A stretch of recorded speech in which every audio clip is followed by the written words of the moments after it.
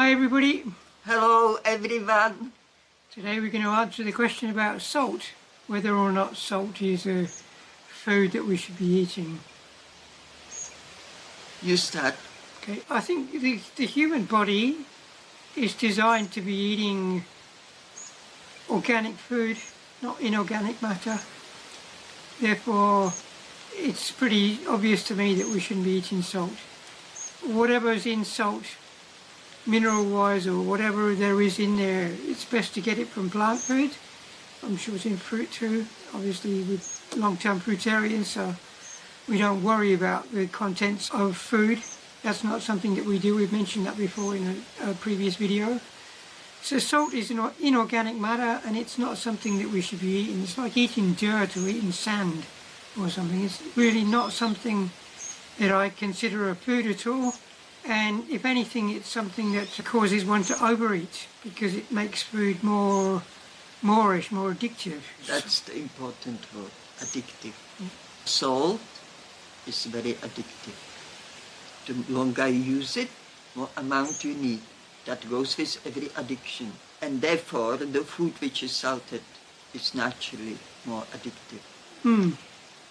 The average cooked person, the average person in this world who cooked food or eats cooked food from outside, it's always salted. Maybe there is some special places, but you can't obtain processed food without salt in it. Yeah, if you go in a supermarket and pick up anything you want that's packaged, anything at all, even biscuits, you're almost guaranteed that it's got salt and sugar and oil in it, those three ingredients. Yes. And they do it purposefully because, as we've said, when you add salt to food, it makes it moreish, it makes it addictive. And you know what they do? They put salt in the sweet things like biscuits, cakes, and so on. They put salt in there. So they put more sugar, because when you put salt, you have to put more sugar to disguise that salt. So it's more sweet than it should be, yet you wouldn't say it by the taste, which is different story in USA. The people who come to USA as tourists, they say their food is incredibly sweet, and that is even a savory food, like milk or burgers or what have you. You really feel the sweetness in it, in their breads and stuff. So this is important to understand too, that even if you have cravings for cooked food, you should never put salt in it. You should just boil or steam some vegetables, and that's that. You should not go further than that, if you want to avoid big damage to your body. And we understand the addiction, how dangerous and strong it is. And to be addicted to salt is very tricky thing, because it's tiny little thing. And you said, I just put little bit in, that can't harm me. But believe me, it can harm you a lot. Even it's a tiny bit. Doesn't mean because something is little, it's harmless. When I sit and talk about these things, I'm remembering back to my childhood. My father used to swear by salt. He was always saying, you got to have your salt. And he would always put salt on his food. I'm talking about cooked, normal flesh and two vegetable meals that I grew up on. He was always putting salt on there. And his logic behind it was that if you don't get enough salt, you end up getting cramps. And I recall as a kid that I questioned this, but at the same time I always accepted that there was some truth to it, that if you don't get enough salt, you'll end up getting cramps. I was never someone that liked to put salt on things. I was always someone that would prefer just very, very little if I had it at all, and too much I didn't like, apart from things like potato chips. So later on as a young man, when I didn't eat much salt, I started getting really bad cramps. And I thought to myself, well, there's a connection here. This is before I started thinking much about food at all. I thought there was a connection, and I would eat something like potato chips, crisps, and sure enough the cramps would stop. But cramps were always something that I was getting, like all my life. Even as a child I would occasionally get cramps, especially in my calf muscles. I would get cramps. And as a young man, I got them too. And I used to think that if I had more salt, they went away. But the reality was, looking back, they never really went away. I was always getting cramps. And I think there was a connection because I think the salt was causing the cramps. And now I don't take any salt at all. And okay, I'd be lying to say that I never had any cramps, but the cramps that I get in my calf muscles, it's been many, many years since I've had those. I get cramp in my foot very rarely. I'm not quite sure why that is. But I don't suffer from cramps anymore like I used to. I was getting cramp on a regular basis. And now that's not the case anymore. So I'm pretty sure that there is a connection between salt and cramp, but it's not the connection that a lot of people like to think it is. It's actually the fact that you're taking the salt, it's causing you to get cramps. Often the opposite is the truth, and salt is, we can call it silent killer, as they call stress. So those little powders like sugar goes with it as well. They're very dangerous. Also, when I used to crave things, I would buy some, say, corn, and I will eat it raw, but I will buy this Himalayan salt. They said it's a healthy salt, so I thought, oh well, it's healthy salt. It would give me so bit hard because I was craving that salt in the beginning. And I will put it on it, and I would see the difference straight away next day. That day I ate it. And I didn't put much, it wasn't a big meal, it was just like maybe 1 cup of corn raw with a bit of salt on it. And I could really notice the difference. And I decided myself, I never eat salt again because actually it gives me more harm than the food itself. Not that corn will give raw, corn give me big harm, maybe a bit, for me not easy digestion, but still that's, my body don't need it that easily. Only want to say that don't underestimate salt. If you want to get rid of cravings on a cooked food, you should just cook food at home and don't put salt in there. Put some herbs, put some spices, that's all okay, that's even healing, that have even some healing properties.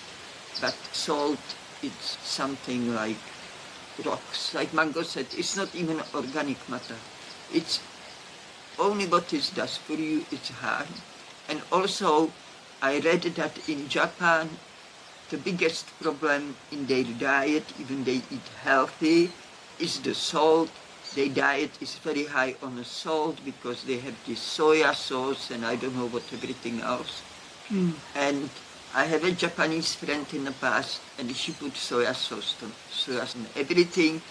And I knew one Russian lady, she was growing in Asia, she was addicted to soya sauce, and she was drinking it.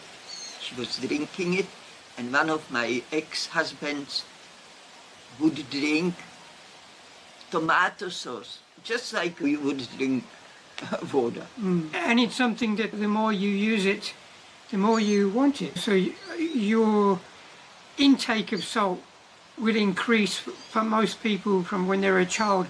A lot of children won't take too much salt, but then because they're taking it and their tolerance for it increases, and they want more and more over the years. Yeah, that's the nature of that addiction. Anything what's addictive, you will need more and more with the time. More pizza, more salt, more whatever it is. Also, I want to add to that Japan, I didn't finish that, is that they're the highest on, I think, stomach cancer, or definitely something to do with his digestive. You're not sure? No, I don't know. Anyway, if somebody of you know exactly what it is, let us know in the comments, but I think it's definitely something with digestive system, and I think it's a stomach cancer. Okay, so don't underestimate those little ingredients. I'm going to give little ingredient one more. Good example. This is again, I was craving some things. It was many years later, and I didn't have a salt again for ages. One day I got the silly idea to buy, because I was craving things, to buy this salad dressing in a supermarket. And I bought one which was definitely vegan, which was only like with oil and some herbs and stuff like this. And I made a salad from cucumbers and tomatoes, and I put little bit, because once you stop eating those things, you don't need much to taste the flavor. Actually, you would be surprised if you don't have salt for a few years, and then you have a little bit, how strong, how vicious it is, just the flavor of itself. And this too, so I'm careful also. I never had that dressing before. I think it was some Italian dressing or something like that. So I just a little bit put on. I mix it up in that salad. I ate it. And next day, straight away in the morning, I was all puffed up in my face. I felt different. I really sensed the harm from the tiny bit. I put so little bit that average person would never even consider put so little bit. And yet I tasted and I could see the benefit which was very negative from it straight away next day. And who knows what happened next day and next day, because those things sometimes sit in your body for a while before they get out. One of the things, when you are eating a more pure diet, if you're eating lots of fruit, if you're on a raw vegan diet which is predominantly fruit, then you will notice that your body is much more sensitive to everything. So if you're eating regularly cooked food, whether you're doing raw to four or whatever it might be, or you might be just eating normal diet, you won't notice things. It's not until you wean yourself off of everything that you'll start to really notice the detrimental effects that certain things have on the body. Yes. The things that you would never even notice beforehand when you were just eating everything. Like bread, if you're eating bread every day, you may not notice what it's doing to you, but if you stop eating bread and you're eating raw, and at a certain time you go back and you eat just a little bit of bread, it's like instant mucus build up inside you. Your body instantly wants to reject it, but it doesn't reject it if you're having it all the time, because it gives up rejecting it. It's like it's been forced with things all your life. If you're forcing things on the body, it gets lazy and it gives up really. It doesn't try to protest too much because it knows there's no point. That's right, because it stopped actually react, because it's so toxic already. It's not detoxing naturally, you know. So you would not notice things. Obviously, people who eat everything and overeat on top of it, they don't feel well. And almost everybody, or I can say, it might be only very few people I really know of who would not have a coffee after they wake up to have energy. If they don't have a coffee, they won't function. And this is the thing. People who eat cooked food, they don't realize how much energy they're killing. Then they have to have that coffee to even be able to function in the mornings, to get their head around things and start doing things. And it's considered normal. Coffee in the morning to start the day.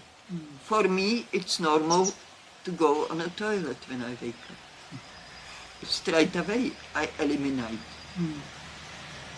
Those people, they go straight away in the fridge and to coffee machine. And that's already a huge difference. Not only in how you're spending your morning, but how you feel within yourself. Anyway, I think we've said enough about salt. We said enough. If you have some extra questions or points, just please put it in the comments. Also, we love any comments from you, and we appreciate every new subscriber. Welcome to our channel, and to our subscribers who are staying with us. Thank you for staying with us and for interest in such an important topic. And we love you, and don't forget about love. Put away love in your heart, because love is the most important thing in your life, regardless of if you have salt or not in your diet. So, all the best. Yep. Take care, everybody. See you next week. That's